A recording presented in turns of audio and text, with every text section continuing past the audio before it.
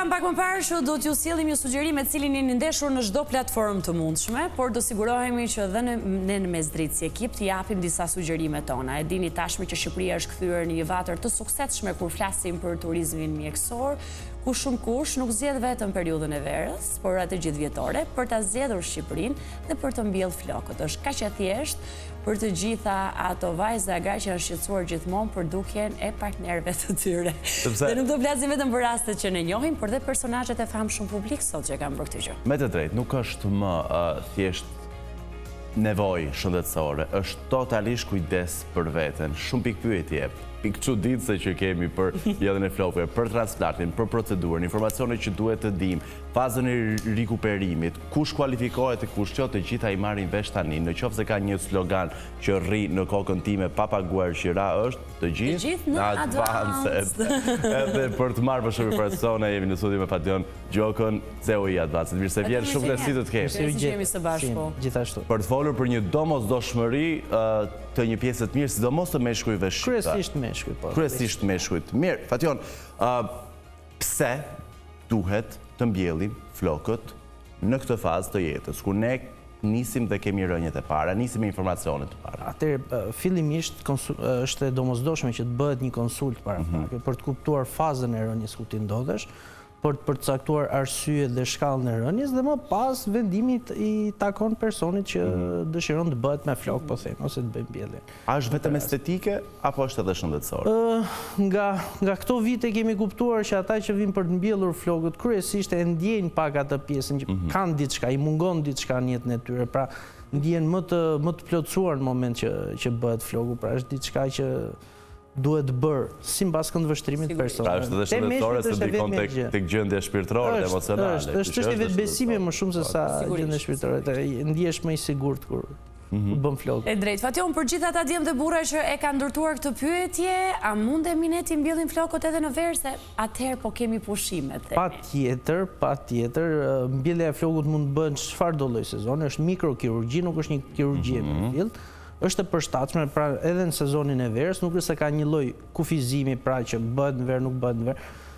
Ka disa arsye, pra kryesisht ky mit doli nga Turqia, nga Stambolli, sepse atje është shumë nxehtë realisht dhe u pa që kishin disa probleme me pjesën e mbjelljes flokut, nuk ka në gjë që e kufizon në Shqipëri të paktën për procedurën e mbjelljes. Arsyet kryesisht pse nuk e bëjnë mbjelljen është sepse njerëzit duan të shkojnë në plazh.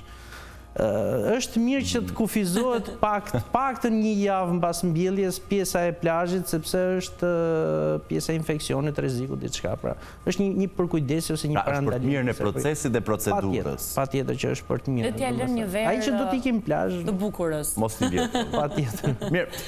Fadion, cila kategori e meshkujve mund të mbjell flokë dhe cila jo? Mbjelljen mund ta bëjnë gjithë. Prandaj bëhet një konsult paraprake, kuptohet.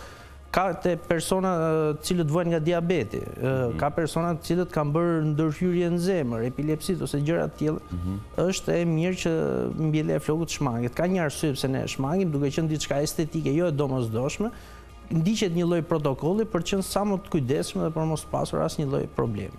Pra, besoj në Advanced keni patur raste kur ju keni bërë ato analizat paraprake përpara transplantit, ka rezultuar që një individ ka një problem të sidomos edhe te pjesa e HIV-AIDS-it, hepatitit C. Pra, sëmundjet autoimune.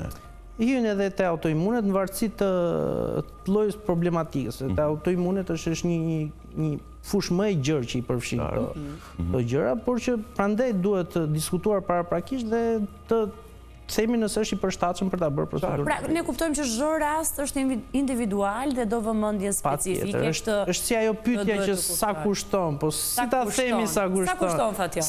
Sa kushton, po si mund të përcaktoj çmimin për diçka që nuk e di nëse bëhet pra mbjellja e flokut. Prandaj ne insistojmë te pjesa e kontaktit me specialistët tanë të fushës. Prandaj dhe konsultat i kemi pa pagesë, pra janë falas për këtë arsye. Që njerëzit vinë të marrin informacion, të jenë të mirë informuar, nuk dështon asnjëherë mbjellja e flokut, dështon gjithmonë konsulta që bëhet paraprakisht. Sigurisht. Pra nëse doni të mbjellni flokët, konsulta e parë është falas dhe pyetja ime radhës lidhet me moshën. Mosha më e re që mund të mbjellin flokët dhe mosha gjithashtu, a kemi një moshë më të lartë, më të vjetër? Ka disa lloj kufizimesh mund të themi, pra nëse vjen një 19 apo 20, duhet t'jesh mbi 18 vjeç që të bësh flokët. Sigurisht. Nëse 20 vjeçar vjen dhe do të mbjelli flokët, duhet të marrë një informacion të plot, sepse mund të jetë në fazë rënje. Pra ai nuk është përfunduar komplet faza e rënjes dhe është e domosdoshme që ai të jetë i vetëdijshëm që me kalimin e viteve mund të vazhdojë të biri floku i tij ekzistues, që do të thotë mbas moshës 30 vjeçare për arsye natyrale po themi, rënja e flokut fillon dhe frenohet. Nivelet e testosteronit në trupin e njeriut ulen natyrshëm, fillon plakja dhe kjo është parë ndër vite që fillon dhe frenon dhe rënjen e flokut. Nuk është niveli i testosteronit, se këtu krijohet një keq kuptim. Nuk është niveli i testosteronit që ndikon te rënja e flokut, janë receptorët që përthithin testosteronin te pjesa e flokut.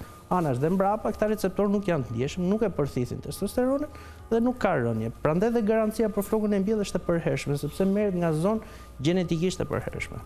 E qartë. Ishte pak e gjatë. Jo, sqarimet janë të gjata kryesisht.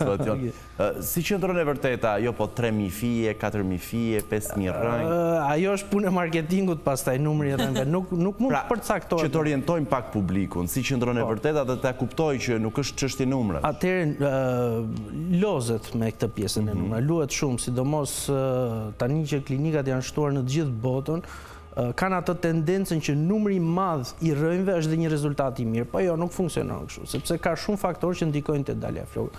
Është, siç tham, gjenetika, metabolizmi, arrin trupi jot, për shembull, pash një herë një reklam thoshte 8.000 grafte.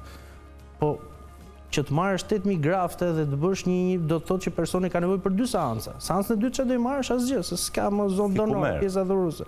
E para, e dyta, arrin metabolizmi të ushqit gjithë këto flokë, më kupton? Ka shumë diskutime që hyjet në disa terma pastaj që nuk dihet tamam se si ata mundohet ta menaxhojnë. Pra numri i është në varësi të rastit. Në varësi të zonës që do punohet, sepse nëse për shembull marrim Sirianin si rast. Po, rastin. Nuk mund t'i reklamojnë në Sirianit 6.000 grafte. Përse? Por nuk ka hapësirë ku do i vendosë. Më kupton, nuk është. Për çështje marketingu pastaj bëhet kjo pjesa e numrit të rënjëve, por që për mendimin tim nuk është diçka reale. Nuk mund ta përcaktosh ti numrin eksakt të rënjëve, mund të bësh një parashikim. Qartë. Pra, po se e morëm Sirianin. Ju Sirianin duhet ta marrim si rast, se kam thënë shpeshherë ankohet për flokët. Po kemi ardhur me makinë punës, do ta marrim. Do ta merrni në klinikë. Do ta çojmë në klinikë. Po. Mirë se kemi kohë sa duhet për ta patur në program.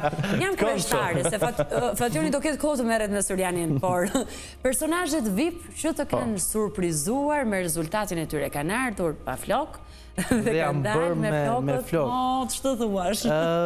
Kur bënim intervista deri para 1-2 vitesh ishim pak problem të përmendje emra, por tani është bërë diçka normale dhe nuk ka më komplekse.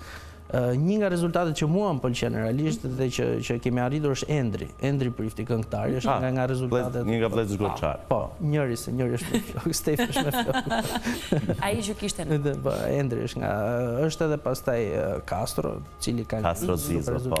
Domethënë Castro është bërë për reklam shamposhten. Po. Do na paguaj. Duhet i marrësh përqindje, duhet i marrësh përqindje. E përshëndesim me shumë dashamirësi, se kemi mikë shumë të mirë programit. Pra, Endri Prifti dhe Castro Zizo. Po.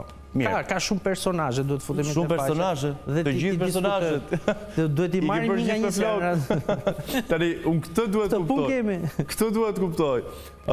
Pse të gjithë në advanced? Pse të gjithë personazhet publik në advanced? Shpreha lindi se gjatë konsultave, gjatë kontaktit me klientët, pam që ishte ajo pjesa që pse nxirrni vetëm personazhe publik, pse vetëm njerëz të njohur dhe një farë momenti po diskutonin dhe personazhet publike kanë më të thjesht për të shprehur në televizion, pra kanë më të thjesht pjesën e marketingut, dalin të flasin.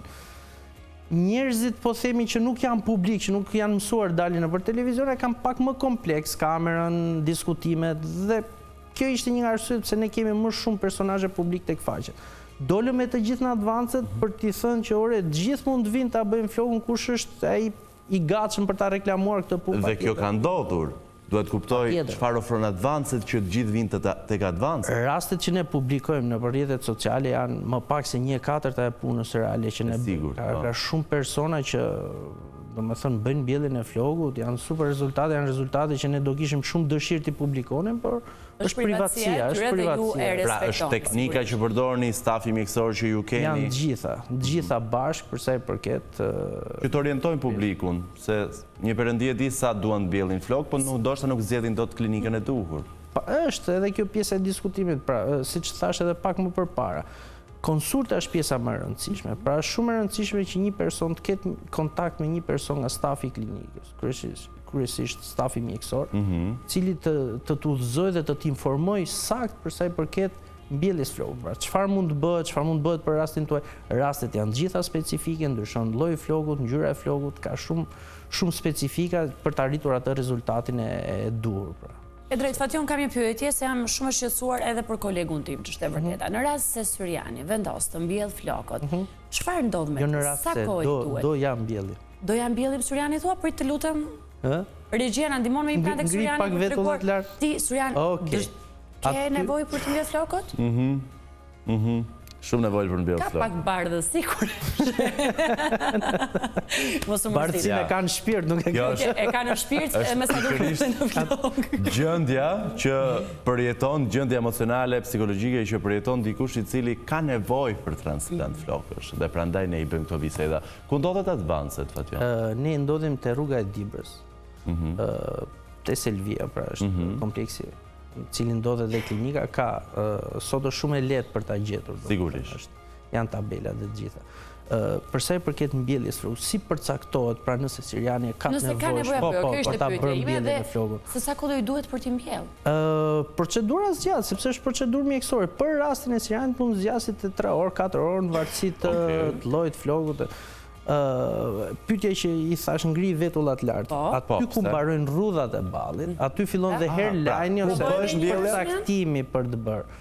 Pra këtu? Po, pak më lart se ule bëre vetullat, e çove te vetullat. Bëri vetulla, vërtet. Kam një palo, Alma.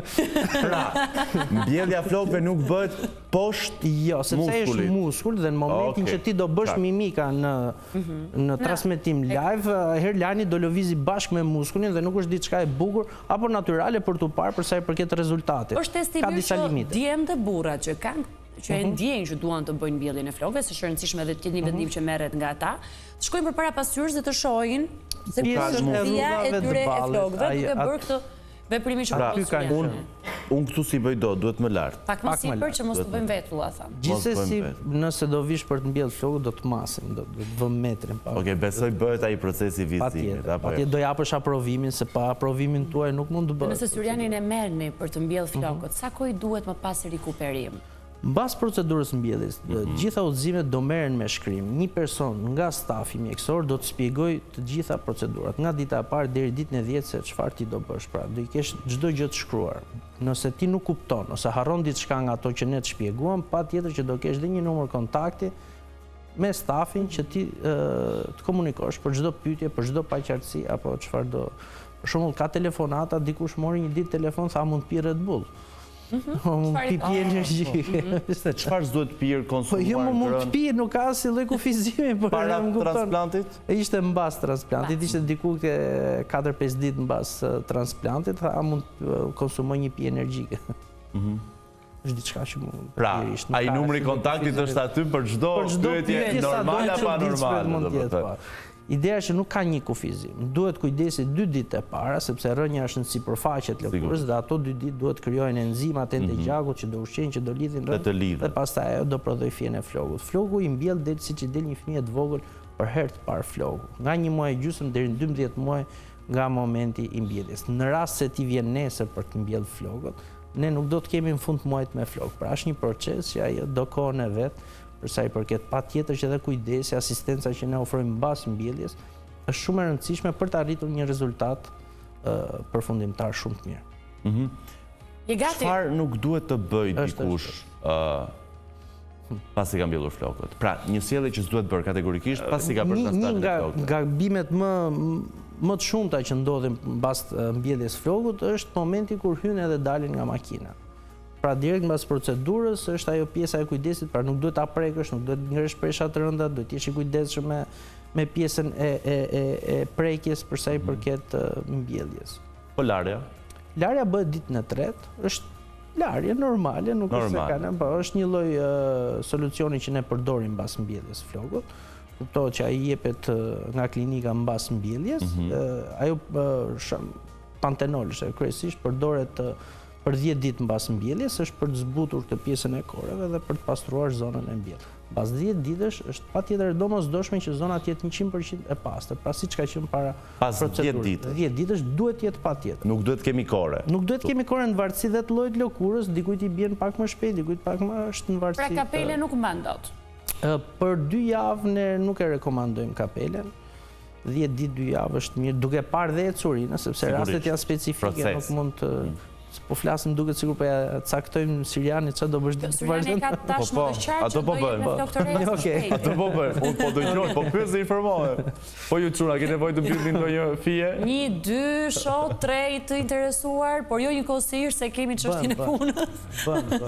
Mirë, makina e kam poshtë tek Selvia tek rruga Dibrës, shkojmë tek Advanced. Ja mbjellim të çunave në kamera. Çfarë duhet të dim? Diçka që ndoshta ne kemi harruar ta përmendim, por që gjithë ata që janë gati për transplant duhet ta kenë parasysh. Mbjellja e flokut është procedurë shumë e thjeshtë.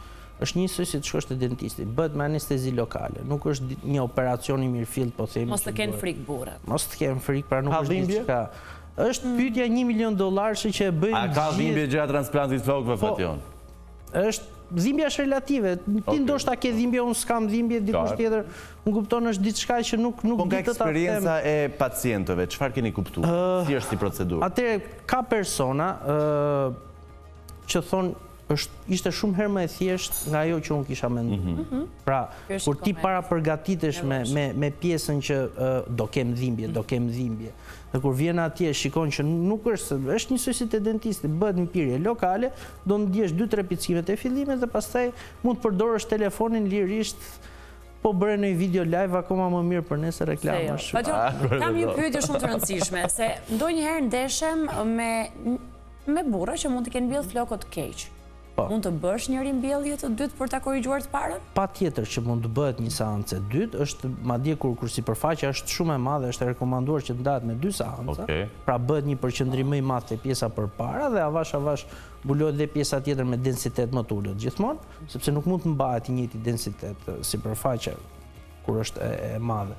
Prestin Syrianit është shumë e thjeshtë, bëhet pa pikë problem. Sepse hapësira është edhe shumë e vogël. Në mungesë. Morëm si talon si njësi matë. Po shqetësosha për popullin Fation deri në këto momente, tani fol për veten tënde. Jemi në hallin e përbashkët, pra na bashkon në njëjti hall. Tani flasim për Syrianin si individ, sepse un kam një periudhë të gjatë kohore që e vuaj pak rënjen e flokëve.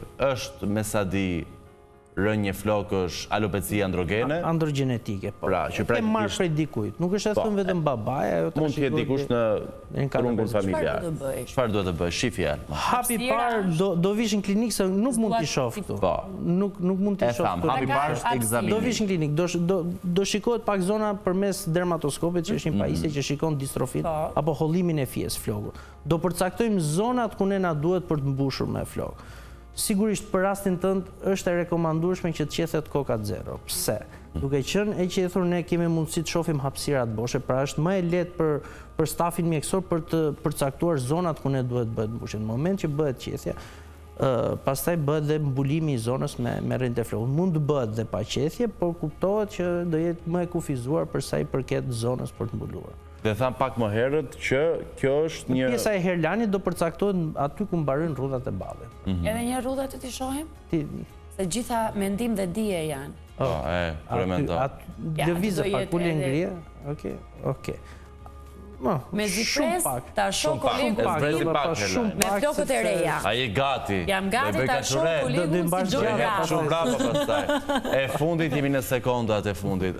Qethja duhet bërë se s'bën zero para transplantit flokëve, apo mund bëjmë dhe ndërhyrje me flokë të gjata? Jo, ata janë staf mjekësor, nuk është se din të qethin mirë. San berber, po thua. Pra mund të lënë ashtu harta. Jo, harta nuk lënë 0-0. 0-0, më mirë 0-0. Pra se është e rëndësishme. Kjo dhe e bën më thjesht procesin për ndërhyrë, besoj. Për të bërë shpeshtimin për të arritur rezultatin është më mirë. Jo vetëm procedura, pra nuk është se krijohet ai ide që doktori do punojë më lehtë, jo. Mbas mbjelljes, kur janë flokët e gjata, ti do fillosh pastrimin e kokës. Floku i gjatë, sido që të jetë, na krijon një lloj dëmtimi të rrënjve. Ka disa faktorë pse ne preferojmë ta. Që më mirë 0. Për këto raste kur ka nevojë për shpeshtim është më mirë 0. Kur janë hapësira të vogla që janë komplet bosh, edhe mund të shmanget qethja 0, por gjithsesi ne rekomandojmë që të qethet. Patjon, falenderojmë shumë, u je përgjigjur një mori pyetjesh në kohë rekord. E vlerësojmë shumë sinqerisht gjithë të bisedë dhe uroj që të jetë dobi të gjithë atyre që kanë nevojë dhe nuk janë tjerë që nuk kanë flok. Unë, Alba, Fatjoni dhe çunat e kamera që kanë nevojë për një transplant, të gjithë në Advanced. Ne jemi vetëm pas pak, qëndroni me ne.